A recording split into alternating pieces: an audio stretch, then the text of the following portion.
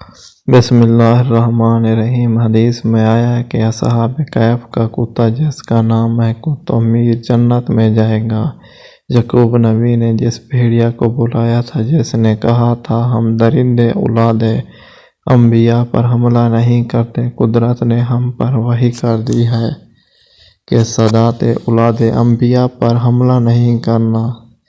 اس نے پوری قوم کی نمائندگی کر کے بتا دیا وہ جنت میں جائے گا کہ ہم درندے انبیاء کا گوشت نہیں کھا سکتے، ہم پر انبیاء کا گوشت منع ہے، اور وہ انسان درندے ہیں جو اولاد انبیاء کا قتل کرتے ہیں۔ وہ بھیڑیا جنت میں جائے گا اس لیے کہ اس نے اپنی پوری قوم کی طرف سے نمائندگی کر کے بتا دیا ہے کہ قیامت تک ہم درندے اولاد انبیاء پر حملہ نہیں کریں گے۔ وہ دمبا جو اسماعیل علیہ السلام کے لیے آیا وہ جنت میں جائے گا۔ بلعم بن باور کا گدھا بھی جنت میں جائے گا۔ حضرت موسیٰ کے زمانے میں ایک شخص بلعم باور تھا، اس کو ایک اسم اعظم یاد تھا، اور جب وہ اس اسم کے ذریعے سے دعا کرتا تو اس کی دعا قبول ہو جاتی تھی۔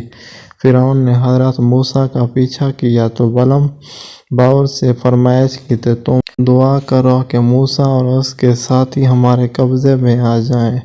یہ سنتے ہی بلعم باور اپنے گدھے پر سوار ہوا، مگر خدا کی شان اس نے ہر چند کوشش کی، گدھے نے ایک قدم بھی نہ اٹھایا۔ جب اس نے مارنا شروع کیا تو خدا کی قدرت سے گدھا فصیح زبان سے کہنے لگا، تجھ پر وحی ہو، تو مجھے کیوں مارتا ہے؟ کیا تو چاہتا ہے کہ میں تیرے ساتھ چلوں کہ تو خدا کے رسول اور مومنوں پر بد دعا کرے؟ آخر اس نے نہ مانا، یہاں تک کہ مارا گیا۔